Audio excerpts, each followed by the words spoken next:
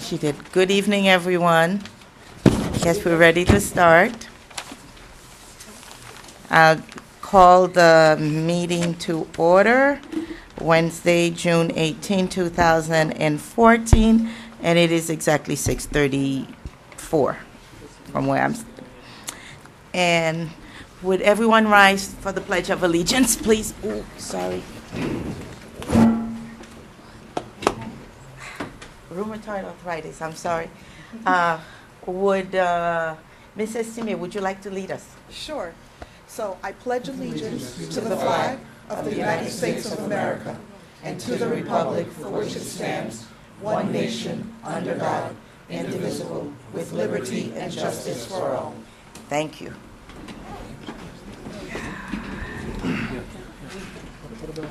Okay. Roll call, please. Ms. Phillip. Here. Ms. Garcia. Here. Mr. Haber. Here. Mr. McDermott. Here. Mrs. Timmy Irvin. Present. You have a quorum. Thank you. Okay, thank you. And Mr. Lubin, would you like to explain the process to the audience, please? Good morning. Good evening, everybody. This is Nixon LeBron, zoning administrator for the city of North Miami. When the petition is announced, the applicant shall approach the microphone and state his or her name and address for the record. Quasi-judicial public hearings. Please be advised that the following items on the agenda are quasi-judicial in nature. If you wish to comment upon any of these items, please indicate your interest to address the board when the announcement regarding the quasi-judicial item is made.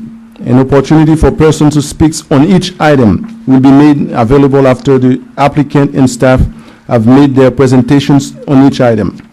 Please speak directly into the microphone and state your name and address for the record and your comments to the board.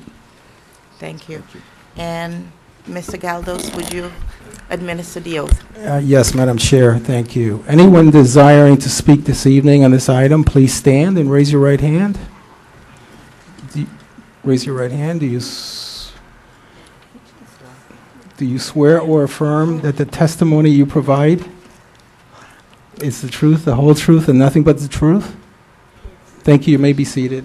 All right. Any amendments to the agenda? Staff has provided an amendment to the agenda. Actually, it's the staff report to delineate certain, I believe, scrivener's errors that appears on the first report that was given to you.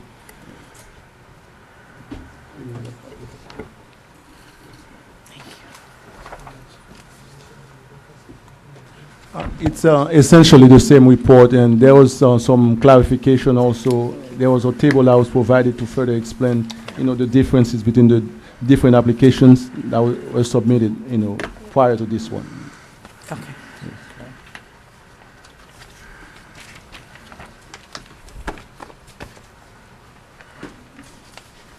All right.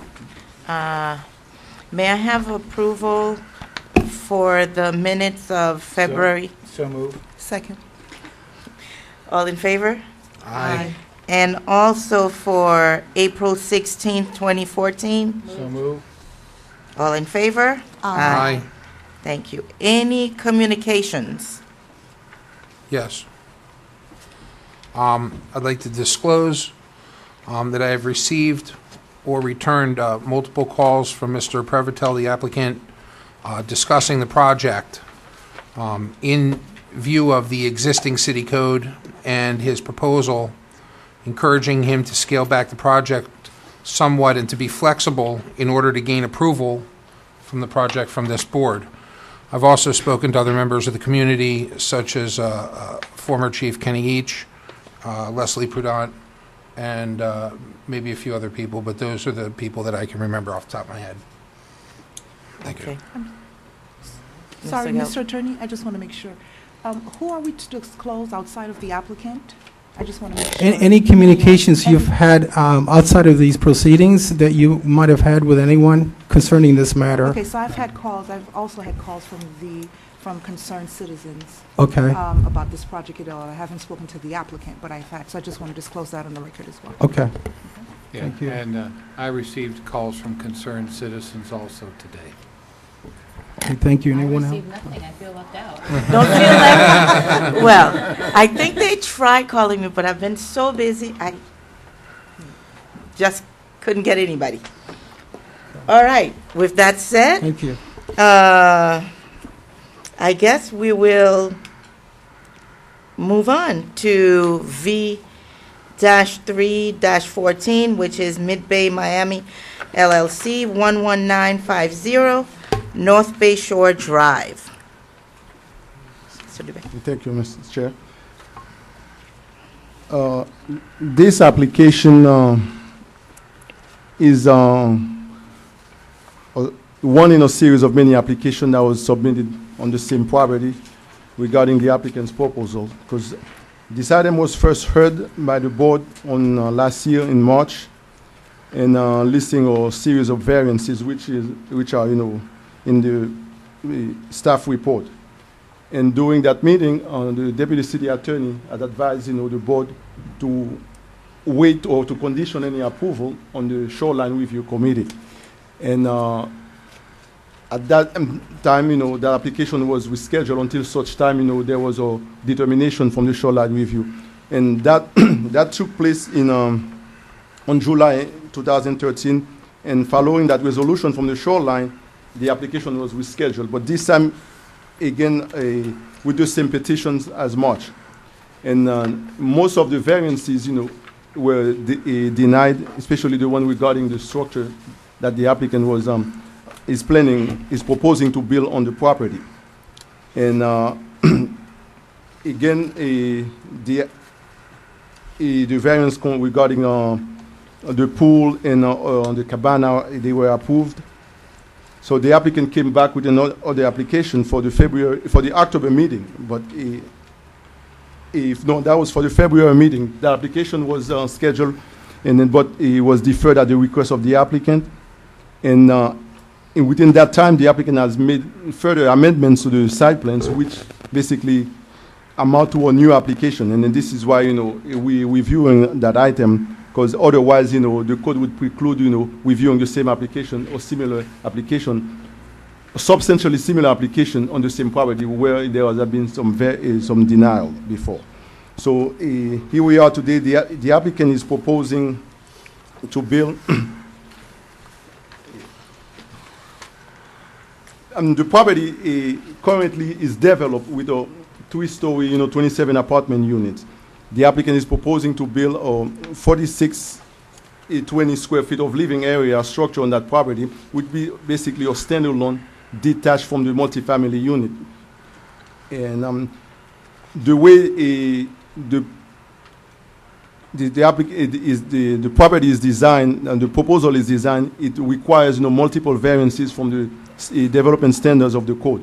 So one of the things, the issue that I have to, in reviewing this application, I have to make sure that the proposal itself, is consistent with our city comprehensive plan. Because even before we review it under the variances under the land development regulations, we have to ensure that it's consistent, because our land development regulations, take their purpose from the comprehensive plan. Because the comprehensive plan establishes the policy, the comprehensive, and the land development try to implement those policies. So we try to make sure, and then, as you can see in the report, there are some issues that, because the property itself, as it is right now, is already over the density, because there was a city-initiated, land use amendment back in 2008, I believe, which kind of reduce the density in that area. So the allowed density right now, it's way below what the current density on the property, which is 27 units of apartment. So that create a non-conformity status on the property. So with that, the applicant, even with the applicant, eliminating one of the units, it's still a non-conforming use, and then adding that new structure on the property would still amount to an extension of that non-conformity status. And other issue we'll also look at, because the way the proposal of the new structure is designed, dwelling structure, it is totally detached and independent from the apartment units, which is really the purpose and intent of that R4 zoning district. It's basically an accessory dwelling unit based on the definition I provide, from the code.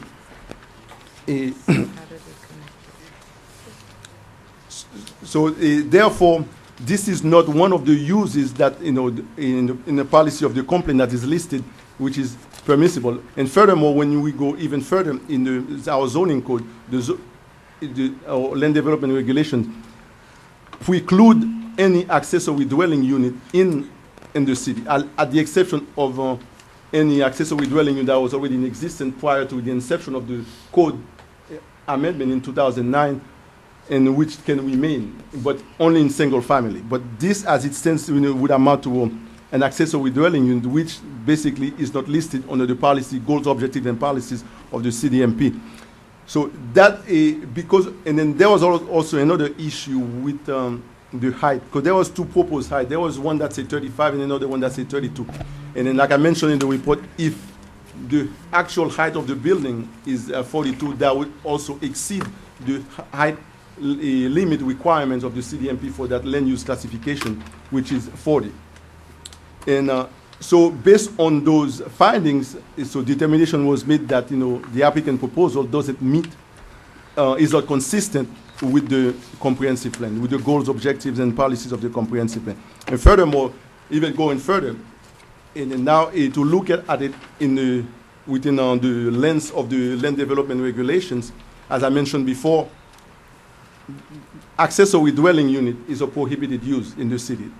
And then there's a section of the code that clearly prohibits, the granting of any variance for any for any prohibited use.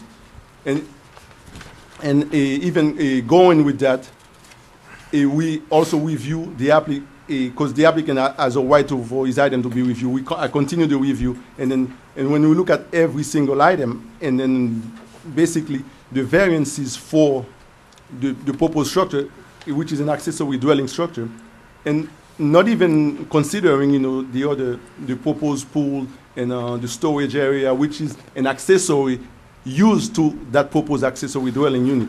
And when you look at, they don't meet the very intent and purpose of the land development regulations. So based on that, the variance in terms of setbacks and the balcony, and then for the proposed dwelling unit, they were all denied based on those findings. So, and because the structure itself is a prohibited use and doesn't meet the intent and purpose of the zoning regulation, the variance were denied. So, and now I think it's up to the board really to even consider, the other variances, as for the storage area, for the pool, which basically are germane to.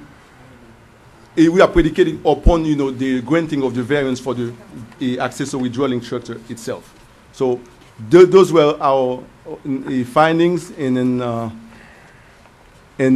so that's why, the recommendation was made to deny the application in its entirety.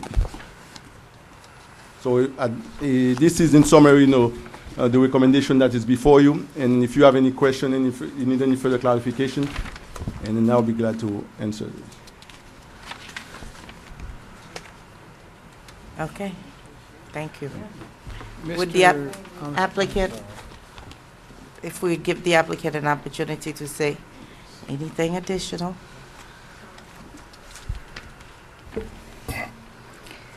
Okay, good evening. My name is Patricia Wood Prevatel, and I'm here today to present our project that I'm sure all of you know very well by now. Hopefully, you have the chance to review the package at home and visit our site, as some of you have taken the time to appreciate and understand how feasible this project is, so we can move forward to the next step. After hearing Mr. Lebrun and the Community Planning and Development Department giving us no support at all, I will try to be brief. My husband Bill has been working on this project for more than 2 years, going back and forth, making changes, paying fees, considering other possibilities to try to make everyone happy. It's not so easy when you are limited in space, to come up with something attractive and at the same time affordable, structurally consistent, environmentally friendly, secure, and accessible to the community. Today we think that after so many concerns, we have a better design while still meeting our very demanding requirements. You can appreciate it looking at the package and agree with me today that many changes have been done. I want members of the board, public, and people at home to let them know that the only reason why we are doing this is to improve our property site and not to offend any neighbors at all. Give our residents of Mid Bay Apartments the opportunity of living in a place where upgrades and remodelations can be done and make a nice design contribution to the waterfront face for our city. The way my husband designed this addition play a role that if we or someone else in the near future redevelop the existing old building, the 27 apartments that we have right now, will be reworked, leaving the new addition intact the way it's being presented to you today. I really hope for your unanimous support on this, and please help us to move forward. We still have much more bridges to cross before we break ground. But your vote today brings us to the next, and hopefully soon we all be admiring this architecturally unique composition where the city of North Miami one day will be proud of.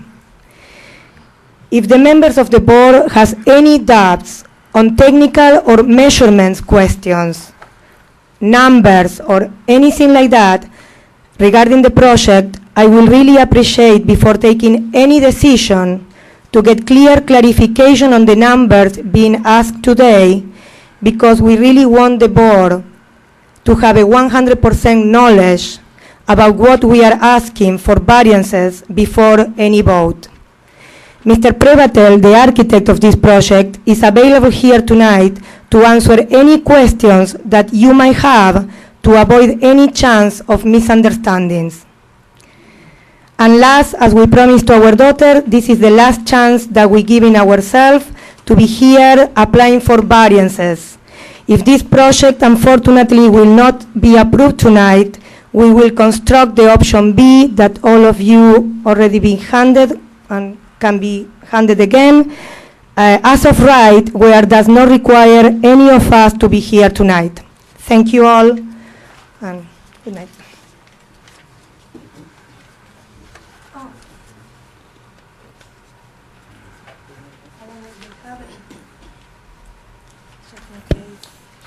This is what we're going to do if it's not approved.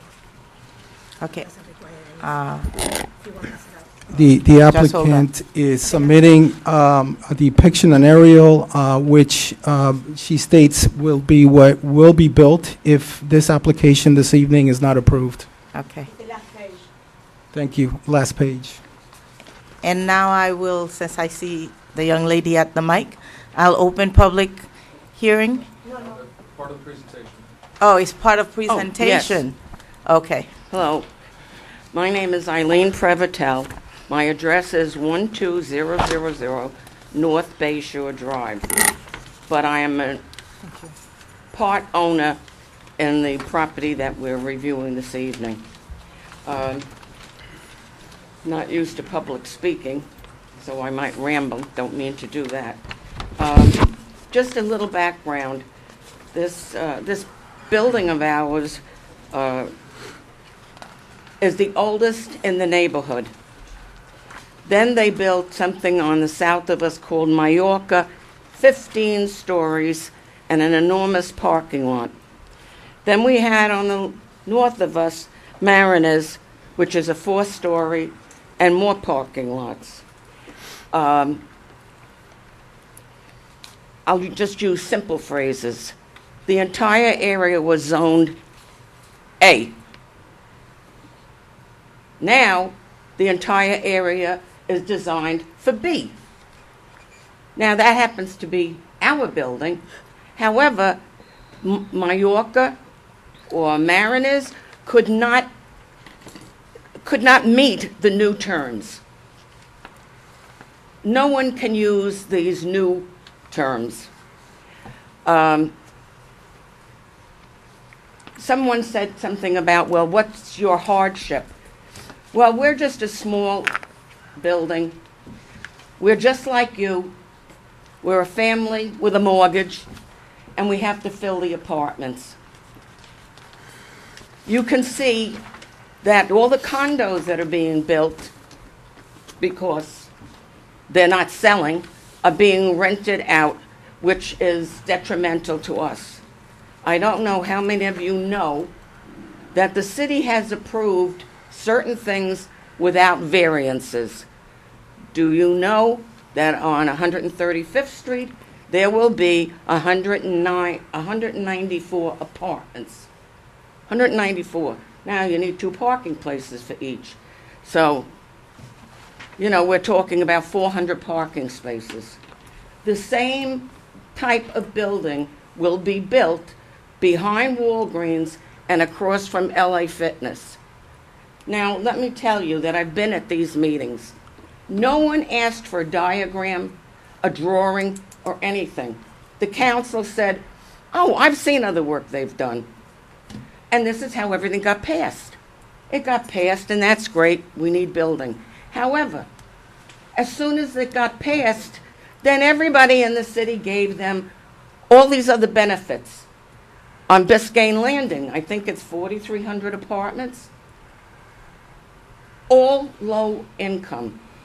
The 2 properties on 194th and 123rd, again, the city has granted them so many apartments. I don't know how a small business person can compete with any of this. We're not in a position to tear down our whole building, but we are wanting to make improvements. If you've been out there, you know that the view is spectacular. We have tried to be good neighbors. We try to be good landlords. We're civic-minded. We are volunteers for a number of things. We're trying to make this city proud of us. Bill is an architect. He has his master's degree from Columbia University, plus a lot of other things that he has done.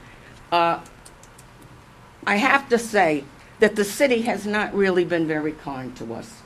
And we looked the other way. Never said too much about it.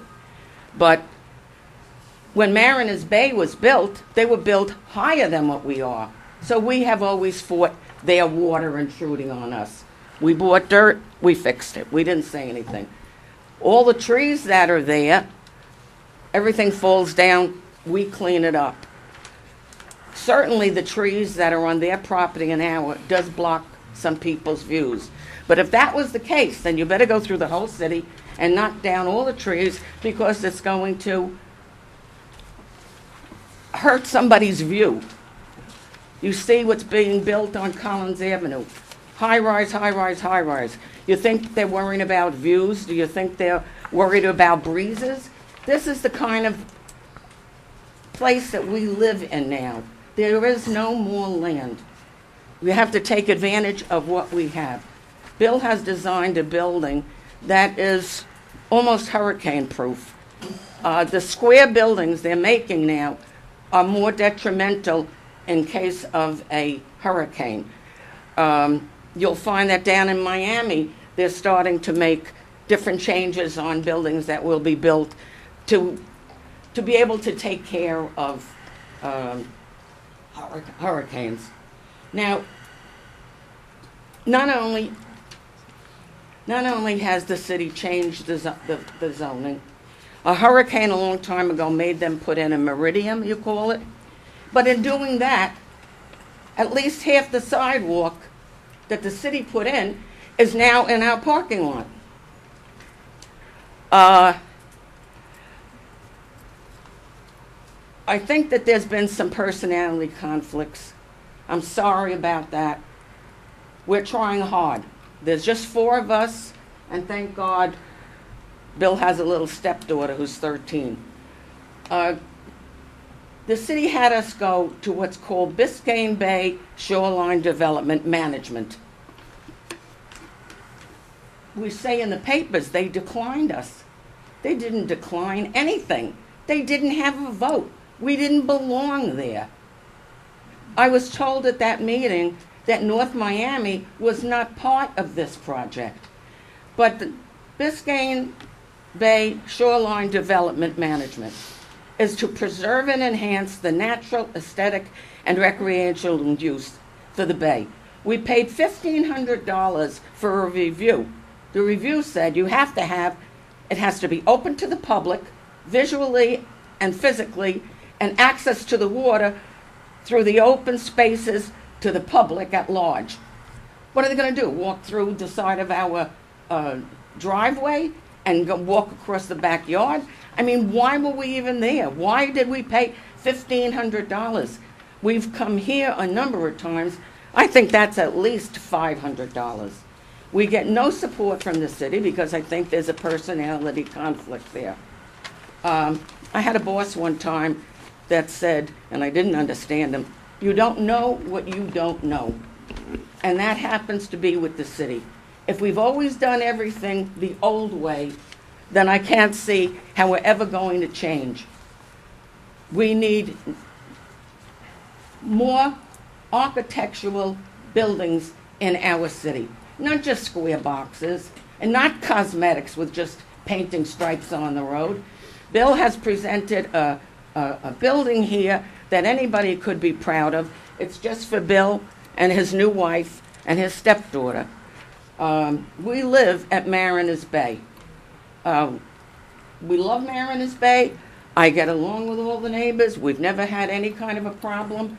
But Mariners Bay has violated a number of things that I won't go into. But it's like the old story, don't throw stones at glass houses. On one side of us at Mariners Bay, we have the barbecue, the garbage, and all the noise from the mechanics of the pool. On the south side, Mallorca, fine, right in our corner, that's where they wash cars and fish. No one has ever said anything to anybody to ever protect any of our interests. When we bought the property, we had also purchased the lot across the street for overflow of cars. We have a 27-unit apartment with only 26 parking places. That's the way it was in those days. People didn't have 2, 3, 4 cars. For years, they were allowed to park across the street. When we bought the building, we said, can we use that for overflow? Oh, yes, and they gave us a letter. And I think on Bill and Patricia's wedding day, they came and said, you can't use the parking lot.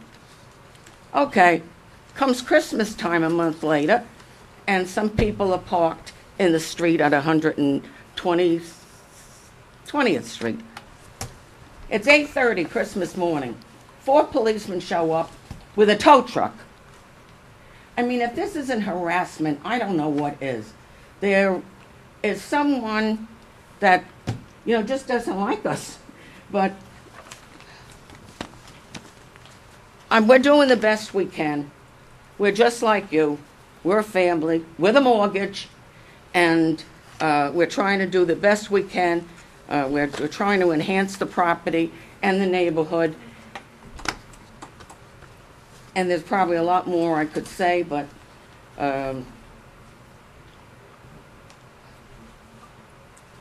we've had so much misinformation from the city. We had one young man tell us that we could pave our parking lot across the street, but we would only be allowed to put 1 car. Where do people come up with some of these ideas? They're just, people get a thought in their head. It's like your driveway has to be paved.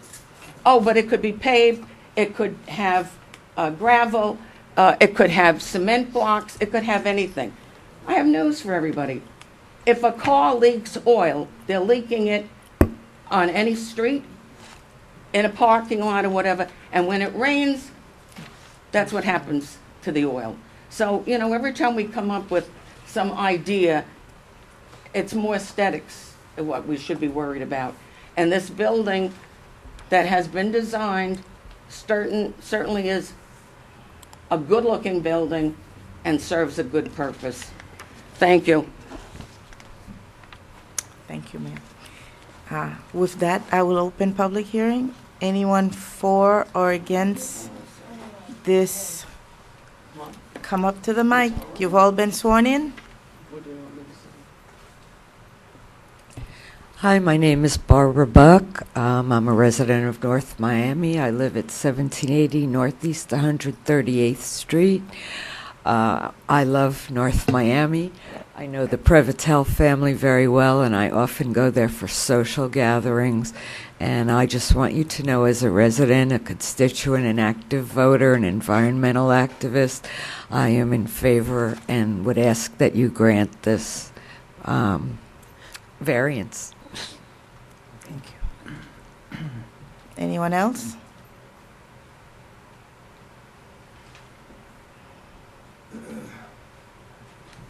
How you doing? My name is George Raycraft. I live in the property immediately to the north of the Mid-Bay in Mariners Bay condominium. I'm here representing 22 of the unit owners in that condominium, and we are opposed to the granting of any variances for this project, primarily based on the fact that almost every single portion of this project is in the setbacks. The north side, the south side, the east side. It's higher than granted. I brought with me today, I could only find 3 of the last staff reports, but as Mr.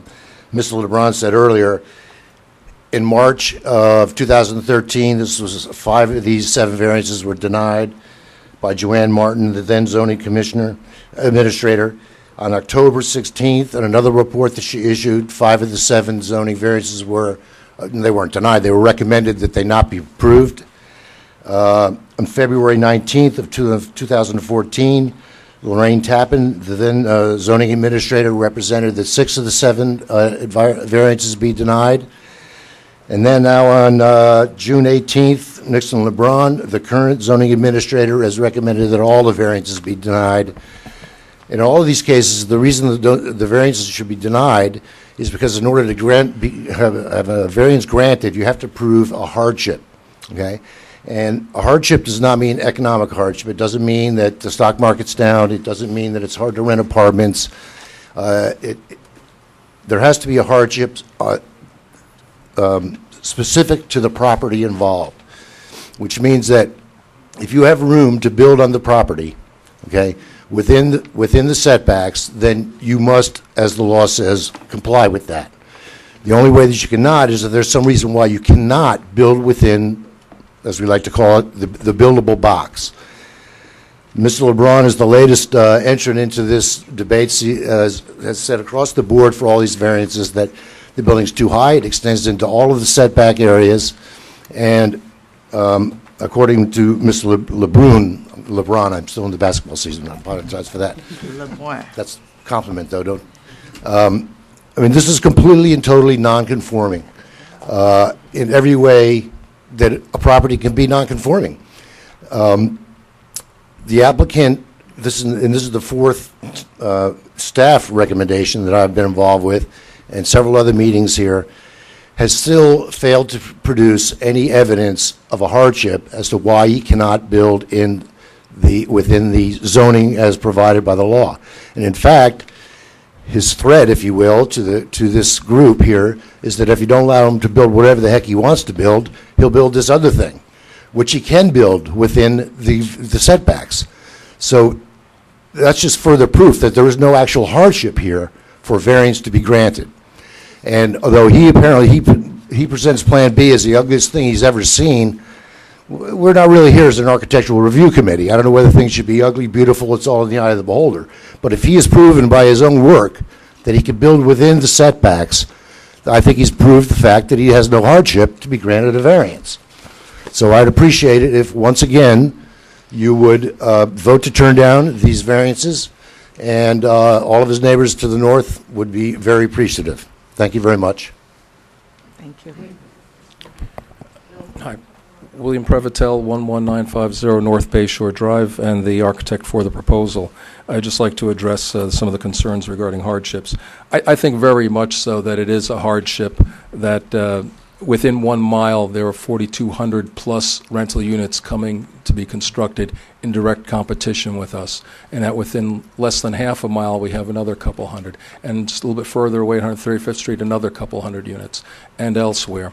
I also think it's a little bit of a compromise or hardship that the building to the north of us, of which the gentleman just spoke from, Mariners Bay, is in fact what we're proposing, and that is a very small segment of the building that they already have. They have a 500-foot-long, 4-story high building that exceeds current density, exceeds current height, and exceeds current setbacks. They have it in place. We're asking for just something similar, small concession similar to that. And yet ours is very minor. It's not compromising the site. It's not compromising their building at all. If you look at the handout, you'll see on the front page we have ghosted out just how minor this project is. And what's ghosted out is actually the roof line. So this is so almost insignificant. It's astonishing that the city has taken this kind of time and effort to thwart this project. And you've probably heard me say this before, but our same Department of Community Planning and Development during this last couple of years has okayed, said perfectly fine to have project-like housing in Biscayne Landing. They just said okay to all the car dealerships along Biscayne Boulevard, 4 new ones at 151st Street, plus a Kia dealership where the Bank of America building was. Plus we have already the Mini dealership, and we have Lamborghini, and we have the Lexus, as if that's just a glamorized, high-rise structure of cars. Our city gets more and more compromised, yet I never hear from our Community and Planning and Development Board any word of reservation regarding any of the junk that's proposed. Any of it. Here it is, such an incredibly insignificant project with only a couple feet going beyond some of these borders. This is 90%. This project is as small as it is, and it is incredibly insignificant. 90% of this is completely as of right. We have just appealed to reduce the corner, this as of right corner, reduce it from protruding in, and which would actually block the neighbors a little bit more, and to allow a more pleasant geometry by making it concave. It's structurally more sound, it's aesthetically more pleasing, it's better for hurricanes, and it's better for the neighborhood. We like to see it as a nice addition to our shoreline, and rather than just doing any old configuration that fills out to the property lines like so much of North Miami that is so vapid and indescript. We're trying to do something nice. We would really appreciate your support. Thank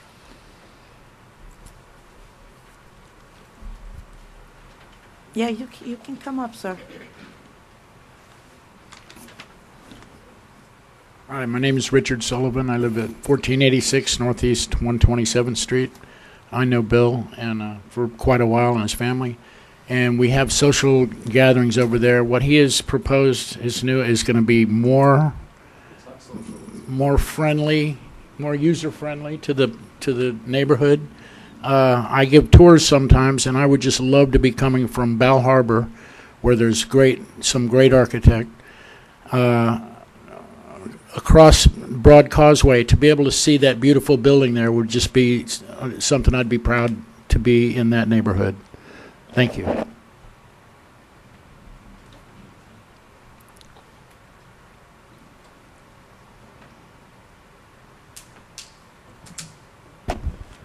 Kenneth H., 776 Northeast 125th Street.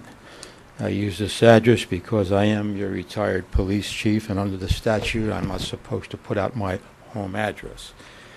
The last time I was here in support of Mr. Prevotel, I mentioned the great statesman, William Jennings Bryan, who once said, when the law and common sense collide, let us always hope that common sense prevails. There's another great statesman, John Adams, our second president. His quote was, the purpose of government was to keep its people happy. Now, in your hands, my dear citizens, my dear colleagues, rests the decision tonight whether we listen to these two tenants to keep its people happy and to apply common sense. Yes, we have a law, and yes, we have restrictions, and these were created for the greater good. Okay? But yes, we now created the Board of Adjustment, because when we do create this body of law for the embodiment of this city going into the 21st century, we have a building such as Mr. Prevatel's, who was caught in the mediocrity, or I shouldn't say the mediocrity, but caught in the in-between. The project that he is designing is a beautiful project. It's going to enhance the beauty of the city. When I was in the police department, we used to have a saying. And that saying was, and I have said this several times publicly, that this is the city that time forgot. Well, I had hope for this city, and I have hope right now that we recognize where this city is at. And we all have a desire to see this city move forward, to progress, to become beautiful. I drive to other communities, Sunny Isles, Belle Harbor, Bay Harbor, Miami Beach, downtown Miami, and I see beautiful, magnificent structures going up there because they're not locked in to the past. They're not locked in to this nonsense that this is the rigid way it was and this is the way it shall be.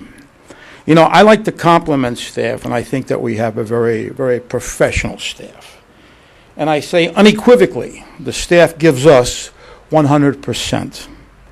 But at the end of the day, the staff departs the city and they go home to their various neighborhoods and their various communities and enjoy a quality of life.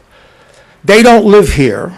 They don't reside here. When I say reside here, they don't spend their money in the city at the end of the day. They don't live in their homes at the end of the day. They don't use the parks at the end of the day.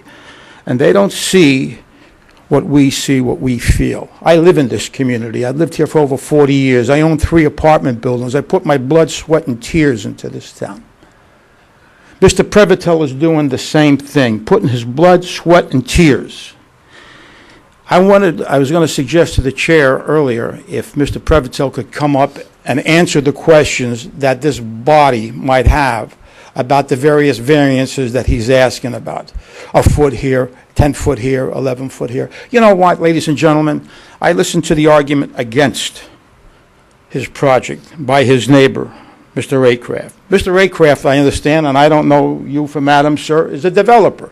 And I'm sure in the course of his career, he has asked for various variances in Bay Harbor or wherever he has developed, and they were granted. We live in a very fluid time. You are the Board of Adjustment. You have the privilege and the right and the obligation to look at everything that has been presented to you, and yes, you can make a decision that grants Mr. Prevatel the right to build this building. I hope that you do so, because this is a beautiful project. It's for the benefit of everybody. It's not an ugly project. It's not a despicable project. It's not something that came out of an institutionalized Soviet Union where we're throwing up a structure that's cold and monolithic. This is a beautiful project. And if we do eliminate a couple of his apartments and make that public space, that keeps us within, I have to defer to council without the benefit of a law degree, I believe that keeps us within the land use program. And, you know, that's another thing, hopefully, that in the near future, in the next couple of months, that we are going to change and increase our density and increase our height requirement.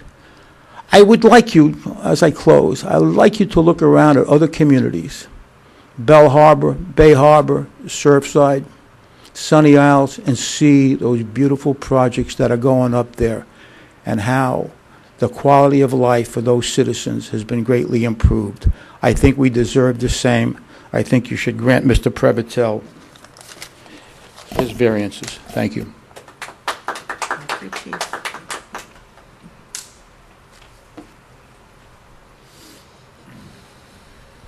Good evening, members of the board. My name is Kevin Burns, 2065 Alamanda Drive. After Kenny spoke, I don't know what else to say. But in all seriousness, you're the Board of Adjustments. You make adjustments because our rules do not fit every single situation that happens. I helped rewrite the comp plan. It was under my administration that we try to look at all the scenarios that could possibly come about and try to plan for the future of this community. Our plan was approved by the state, and it was updated, and it's been working well. But we also left room there for this board and other boards, the Planning Commission included, to make adjustments, to tweak things. Setbacks are imaginary lines. No more, no less. It is a recommendation that we would like something to be set back this distance. But you know what? If something comes along, we give you the right to adjust it within reason. It's not set in stone. And I've been coming to some of these proceedings that the Prevotels have been going through, and I have to say that the misinformation that has been given to them numerous times from staff is appalling. I've gotten multiple opinions from different members of staff that were here previously. They were constantly conflicting. Oh, they can do this, but they can't do that. They can do this, but they can't do that. Make up your mind, and it's inconsistent. The latest version, the latest plan, has been modified. At the last hearing, the building was allowed, but it was the setback that was concerned. Then I heard tonight that the building is not even allowed because it's an additional structure. So put a walkway in between the two buildings, and it's not an addition. Does that make any sense? North Miami is so limited on waterfront property. Most of it is in Keystone single-family homes. Then you go to Mariners Bay. And then you go to the Prevotels building. And then, of course, the Majorca Towers. None of them which could be built today, which is unfortunate. The most valuable waterfront land in this city, we're keeping it at subpar housing. No offense to your buildings, but it's obsolete, and we should be encouraging the redevelopment of this area.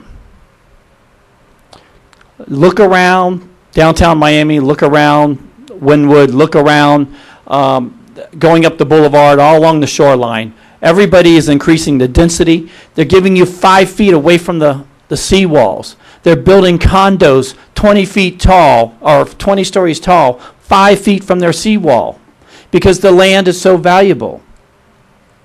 And if I know all of you personally up there, and we've all talked about redevelopment in North Miami. We've all talked about the need to attract businesses. So here you have an individual going to spend lots of money, their own money, not your money, not the city's money. They're going to spend their own money, make an investment in their property. Yet we're telling them because it's 2 feet this way, 5 feet this way, it can't happen. If you're looking on the outside and you want to come into North Miami and you see the runaround that they've gotten for the last 2 years and the changes and the inconsistency, you're like, wait a second, let me go to North Miami Beach. And that's saying something when you want to go to North Miami Beach to build rather than North Miami. We need to do a better job and have a consistent message. Help with redevelopment, not stifle it.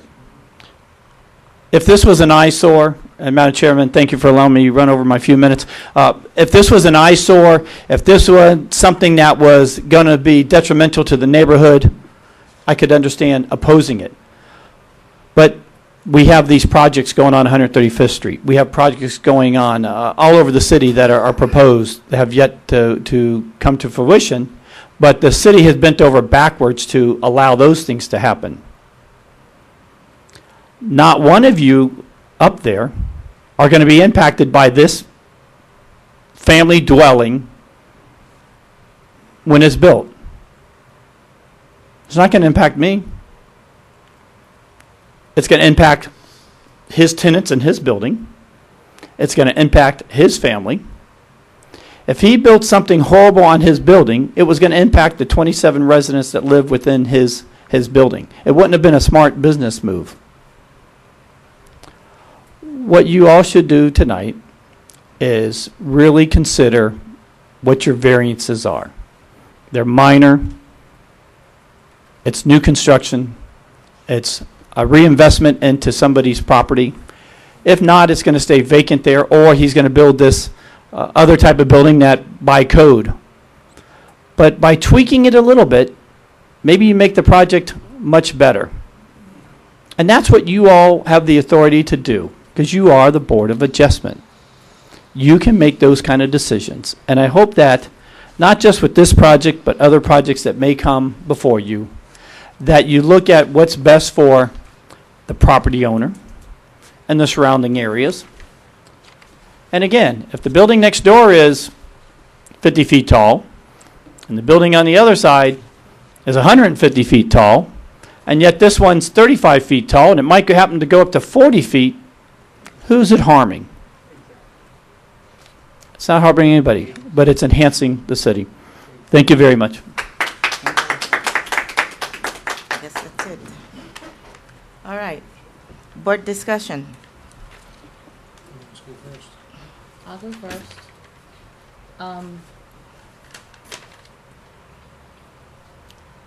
Following what's in the city code, and the presentation that was given, you gave comparisons to the fact that there's so many other apartments that are being built around you. I've yet to hear how building this single-family dwelling is going to make yourself competitive with what's being built around you. Because you're not enhancing the entire property, you're basically building a single-family dwelling, which is, you're basically building your own private mansion on a multi-family property. I don't see how this is a hardship, because is it gonna make your property more rentable if no one else benefits from it except the people in the building who look at this? That's a very good question, if I may answer that. I don't think you're speaking. Yeah, I think okay. Sorry. Very good question. And you may recall from the you may recall. As a point of order, Madam Chair, have you closed the public? Yeah. You did. Okay, I'm sorry. Go ahead. Proceed, please.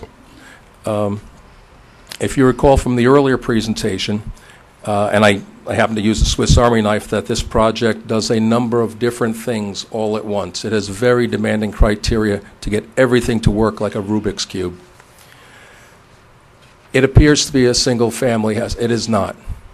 It is built as a separate structure that does not compromise the existing structure.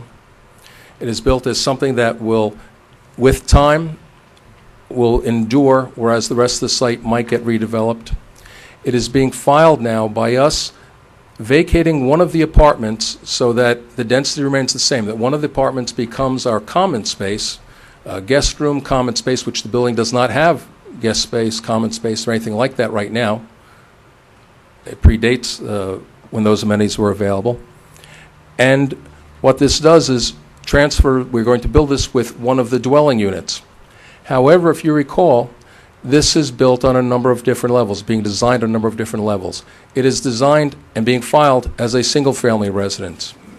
It can be transposed into 3 residences should we refile that or remove other residences on the property. 3 equal residences on each of the floors.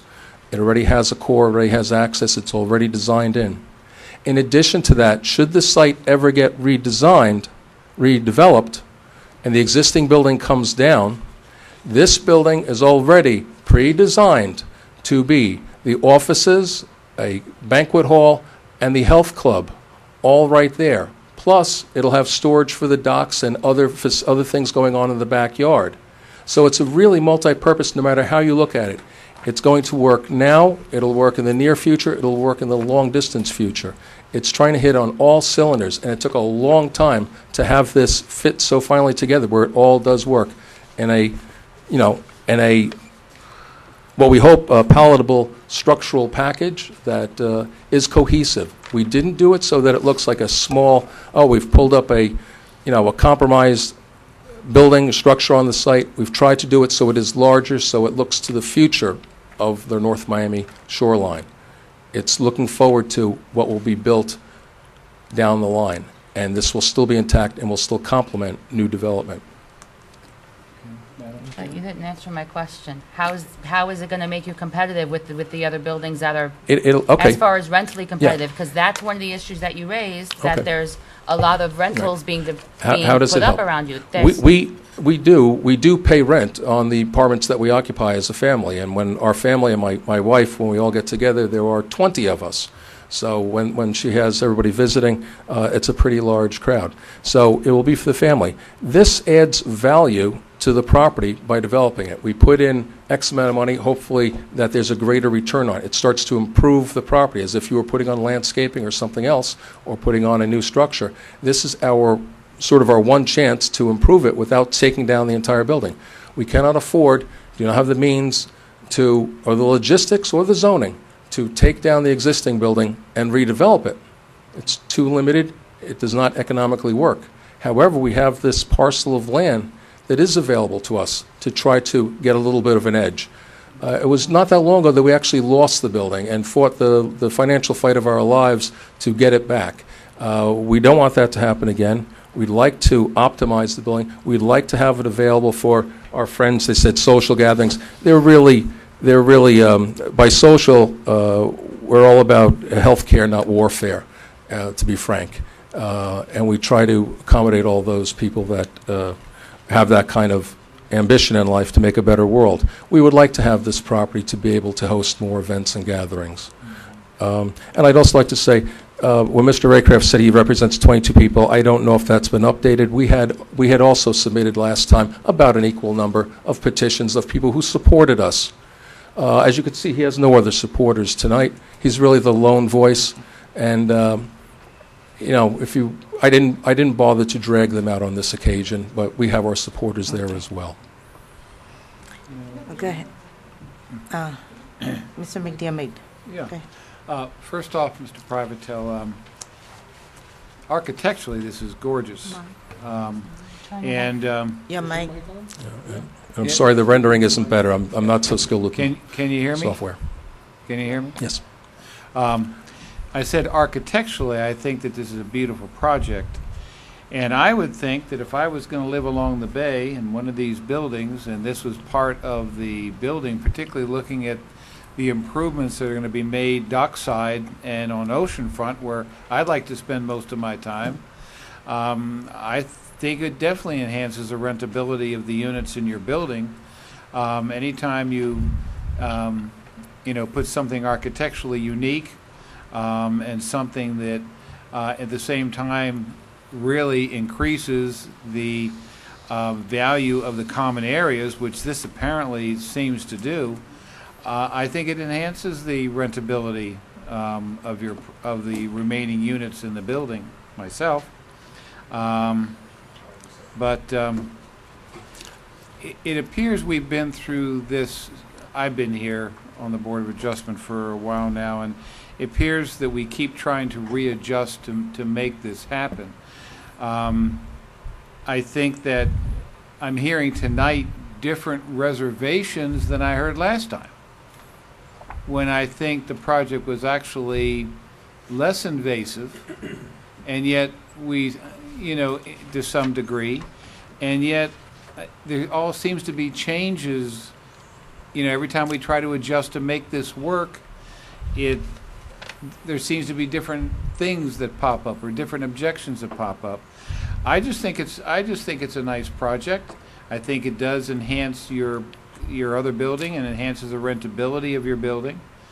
And I think that it certainly enhances the view of the bay for North Miami, which is something we desperately need to do. And unless there's something that, is real onerous in this whole thing that's going to affect the, bring down the city kind of thing, I think this is a small but beautiful project that I think enhances the area, and seeing this many times and looking at the changes many times, which I thought were minimal at best, I think that it's something that's worthwhile.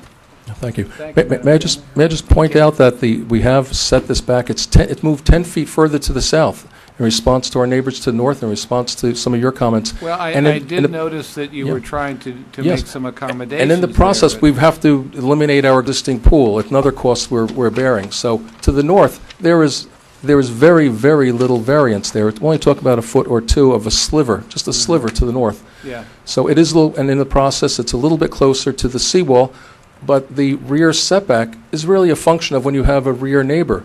We do not have rear neighbors, nor do we have anybody across the canal. It's completely open till you get to an island, which is just parkland.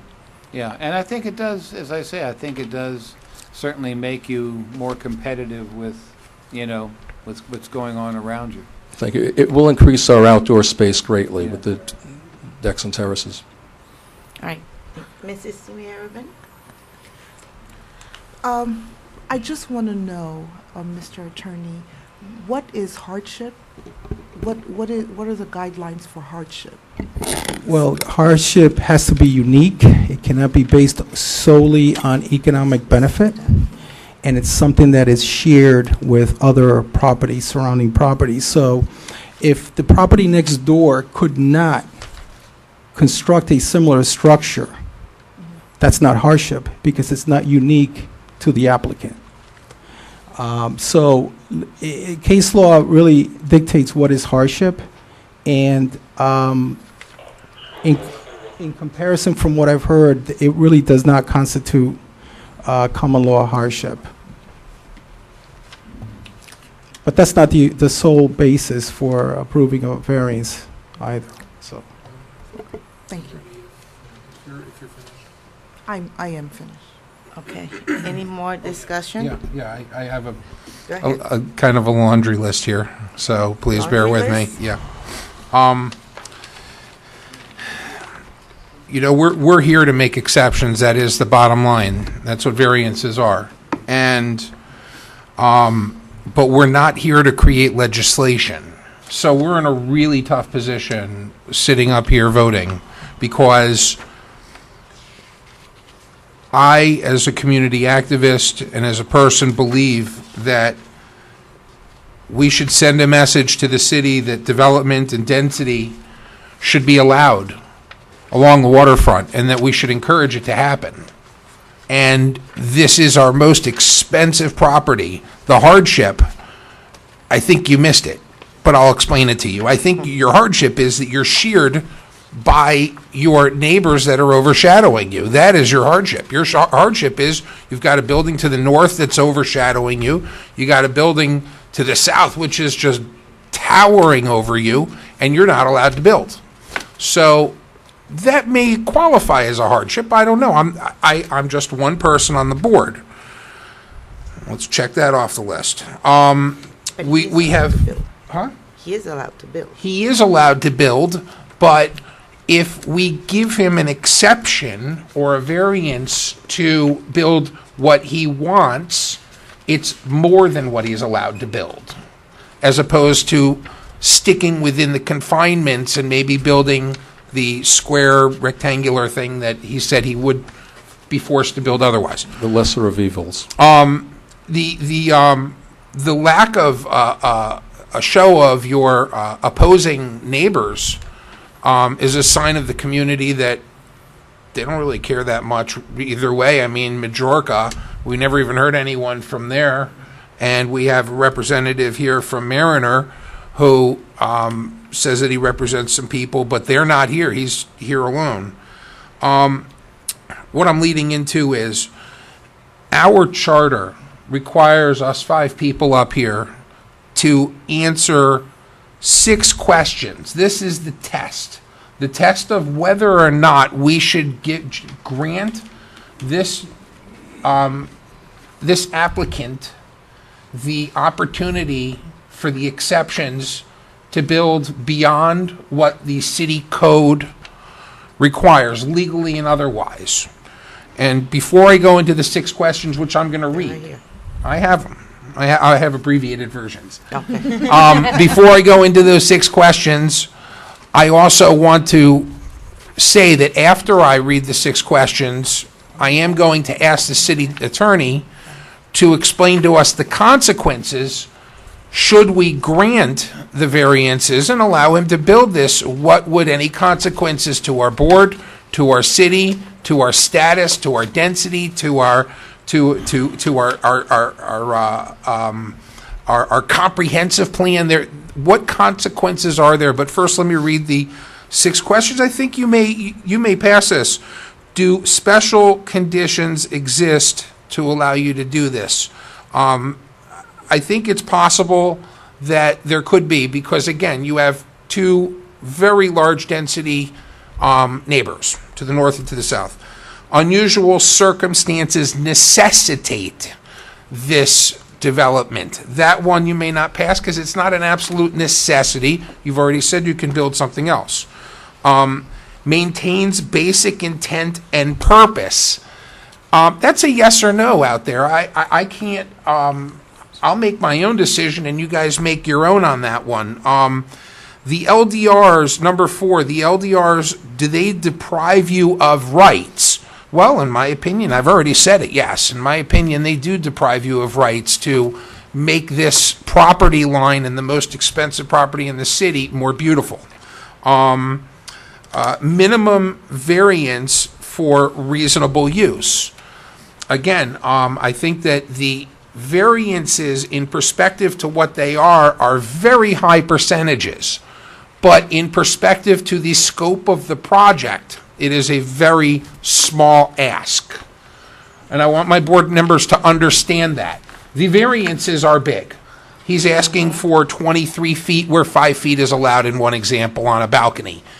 But that is a very small footprint of the entire project. So that variance, while it looks like it's a large variance, it's really not. Is it going to hurt his neighbors? I don't think so. Are they going to ever care about your balconies or your roof or your U-turn? No chance, man. They're going to go on doing their own thing, and they've enjoyed their ginormous, structures surrounding you forever, and you've been the little guy. And maybe one day you'll be able to build a 20-story unit like Majorca on your property. I don't know. I'm not a fortune teller. Right now you can't. But we could make a statement and tell the city that it's time to look at this. The last one, I went over minimum variance for reasonable use. In harmony with the LDRs, no, it's not.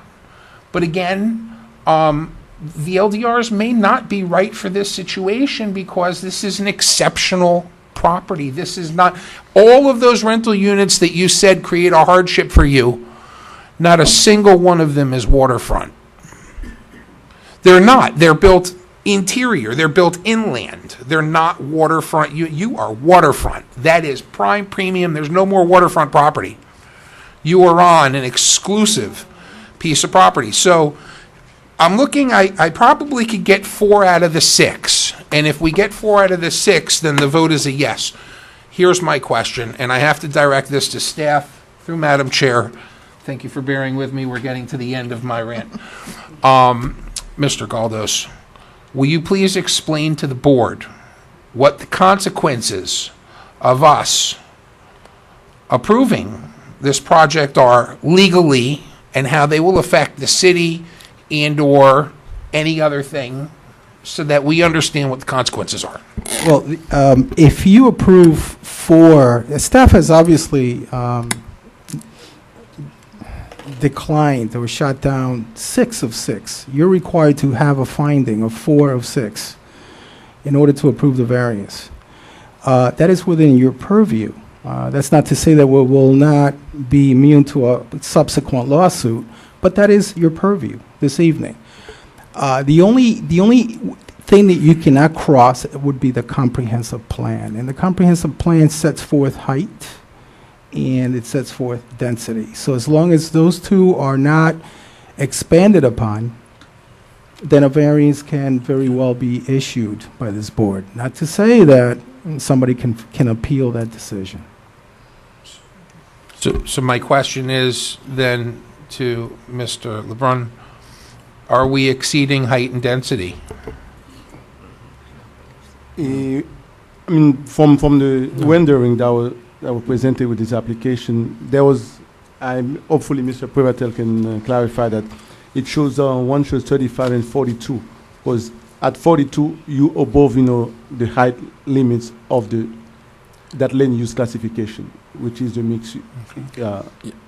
The 35 is as required, and if we have to build it at the 35 and even lower the foundation, we would do that. The 42 is more like our neighboring condominium, Mariners Bay. But my understanding is we can't let you do that because then No, we'll do it at the 35. It is in The other direct. property, you're comparing properties that have already perhaps exceeded that because they were grandfathered in. Right. They were But at we one can't point get you allowed, we there. can't now ask these properties, cut 2 floors off.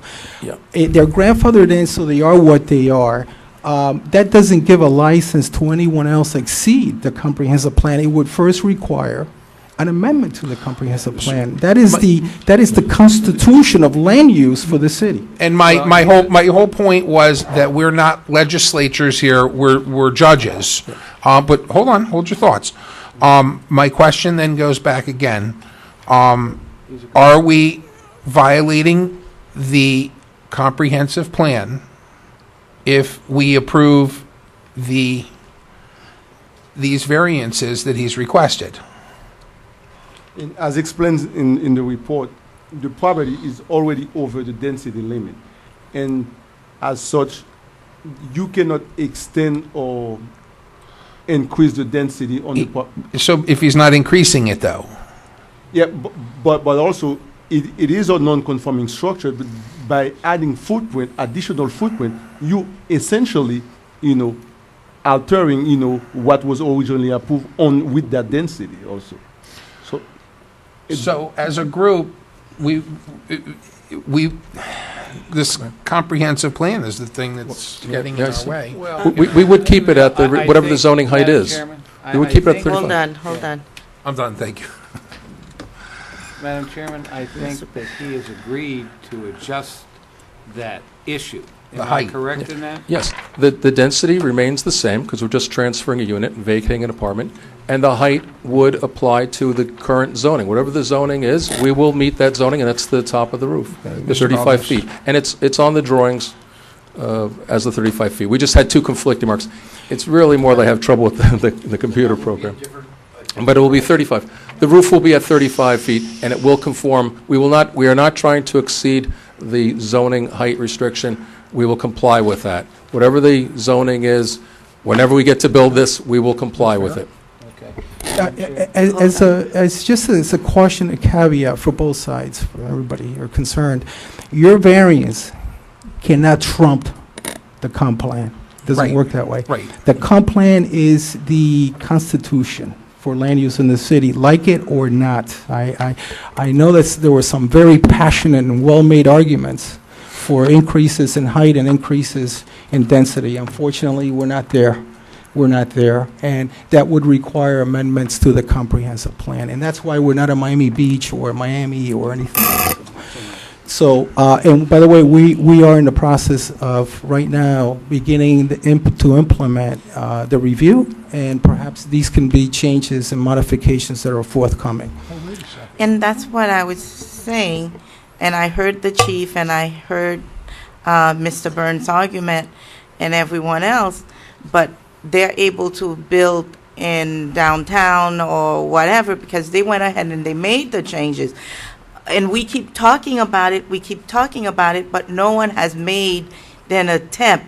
So if we are in the process of, do you think maybe Mr. Prevatel should hold on to his project and, a couple of months? But with that said, and I hear about the height, Mr. Prevatel, my only concern is that you are the architect, which means you can change it a little bit if you want to. The original thing that was presented to us when we discussed and you went back and we had thought as a board that you would make some attempt to try to meet with us. But I see, like, sometime it looks like we're getting more encroachment than... No, it is very similar character, but we've made many concessions, including the fact that we've backed the building to the south, that we've lost our pool. Our existing pool is being conceded to accommodate this. We're much like another 10 feet set back from that northern property line. Madam Chair, The existing pool was always going from all three plans. You were No, never no. keeping- Originally, no. We had it where the pool was going to sort of go over part of the pool. We were going to maintain it in the very first round. It's gone through a number of rounds, and we keep on. That's the way and it the was in the last first one, the round. pool was conceded. Yeah. I thought in one of them the pool was conceded already at one point. You're right. You're right. At another, not the original submission, but along the way. And we keep on conceding and trying to reshape it and still try to make it, as desirable as possible and still as friendly to the neighborhood and to the setbacks as possible. Right. And we think we've done that. We think we've had a good compromise where this truly is the lesser of evils. It truly is better than what we might be allowed to do as of right. And we're looking for your vision, your insight to be able to embrace that. And I hear what my fellow board members are saying about the other residents not being here, but just because they're physically not here doesn't mean Mr. Roycraft doesn't represent them, because... You didn't say that. So... I didn't say that. Okay, and I may have misunderstood you. Yeah. So I'm trying to think if in good conscience, I mean, mind you, if I said yes or say no, it won't impact me because I don't live in this area. But would I want the voice of one to be more important than the voice of the 20 whatever next door? But he has 20 next door. Well, he's got 1, 2, 3, 4, 5, 6, 7, 8, 9 people here it's today. It's 20 of his 10. It's 20. He has 27 residents. I don't see letters from 27 residents. We saying did yes in the or earlier no. submission. We did submit them already. They were already here on the last. They were in previous meetings. Yeah, You may or may not and they have equated. They washed out. We didn't did. go about bothering more of our neighbors. We could have done that, and we really chose we figured it was neutralized, and we'd be able to go ahead.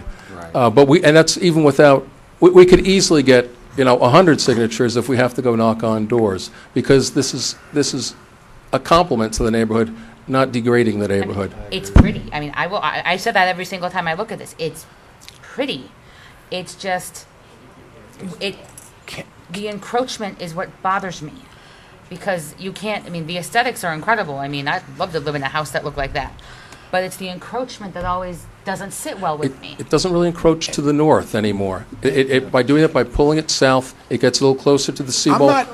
But we're back Hold from on, one at a time. And yet to answer, it even, and addressing your concern earlier, that there was a breeze concern at the pool of Mariners, this actually does, and we did think about this, it actually does enhance the breeze a little bit more. It's rounded, we pulled away the stair tower from that side, which might have blocked it, and you will get a greater funneling effect from this building and the other one, so it'll enhance the breeze going through that.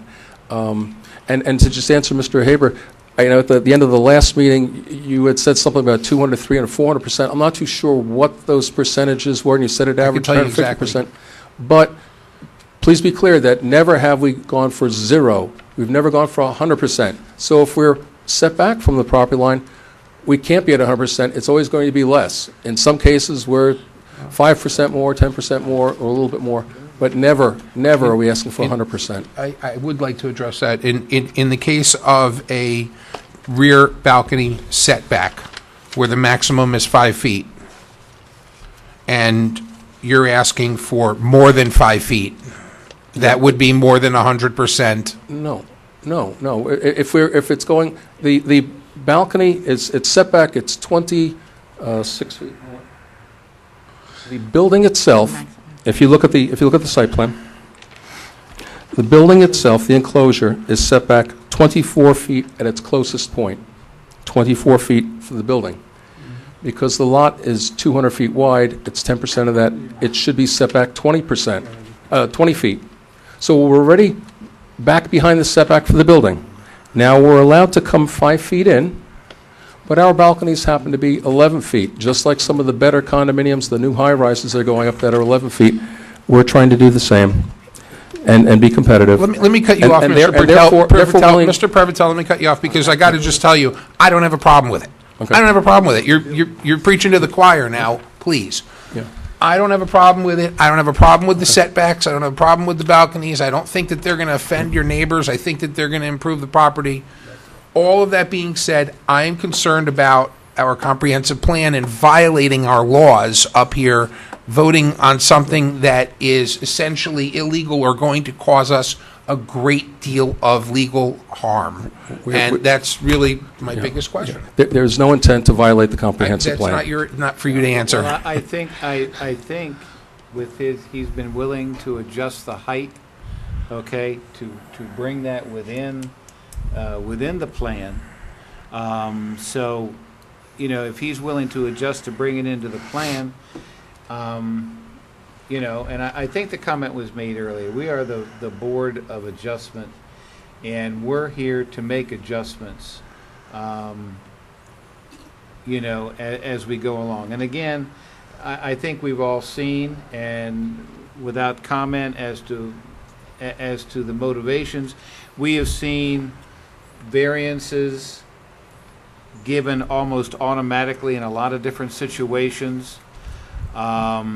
So, and maybe because this is a small one, it has a tougher road to go. I don't know, but if he's willing to bring it in within the comprehensive plan,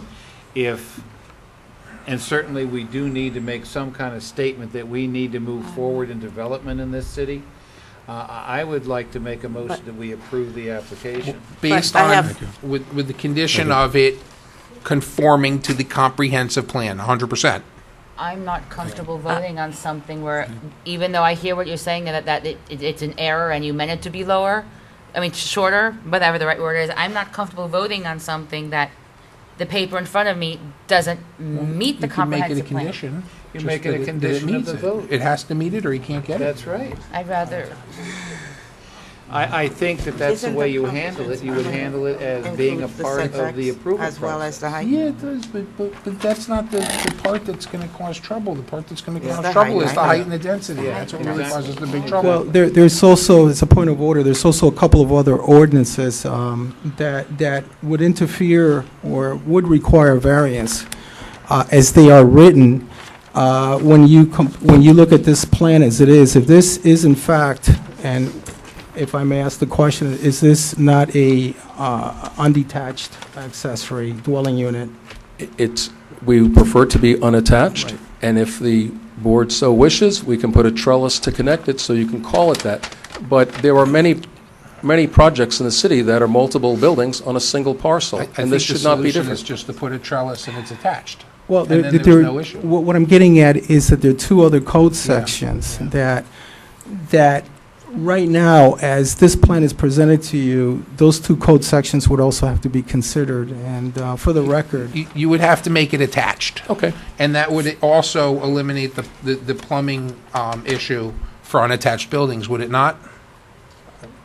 there's two code sections that need to be addressed to make this project doable with variances, and that would be a variance in addition to the code sections that are announced in the staff report and applied for. There would be a requirement for a variance to section 5-11E, which would allow plumbing, because right now the code does not allow plumbing in accessory dwelling In a units. non-conforming. So if you were to approve this tonight, guess couldn't what? put bathroom He in the couldn't building. put plumbing, and I don't think you would like plumbing with this structure, I would presume. It would. That's one code section. The other code section is the one that actually prohibits unattached, and this is the code. This is not, Yeah. this is not me or the city or I have nothing What's on the against you books. personally. This is what the code states, and this is what we have to work with, and this is our limitations. The other code section that is empirical here is because the difference between this plan and the previous plans is all of a sudden it's no longer attached. Yep. no longer attached. Well, in doing that, in this attaching this structure from the main structure, you've triggered these two other code sections that now require variances. So you actually would need two variances if it's not attached. We'll do something to attach it. And what's the definition of attached? But then If you I gotta grab out put it finger on to the finger, thing and it we're has to be attached. advertised. We will do that. We will do Okay, that. We will okay, attach. okay, point of order, Madam Chairman, we order. have a motion on the floor, I believe, and the motion is that we approve this application, okay, with the conditions as set forth by the city for the density and for the two, Density and height. yeah, and the two items that Attachment. was mentioned by the city attorney in reference to ordinances, code ordinances. Attaching it. That needs to be followed. So what we're doing is, at least we're moving something forward, and we are attaching with it the reservations that the board has to see if this project can actually be built. Yeah. I mean, we've been this, how many months have we been doing this? And I think we need to say, look, let's move forward. It's a beautiful project. It's going to enhance the bay. It's going to enhance the property. If we have concerns, gonna hurt the let's neighbors. say, let's move it forward with the conditions that are of concern to staff and our city attorney, which is, go ahead. Also, Mr. Galdos, if he makes the motion, he has to answer the 6 questions.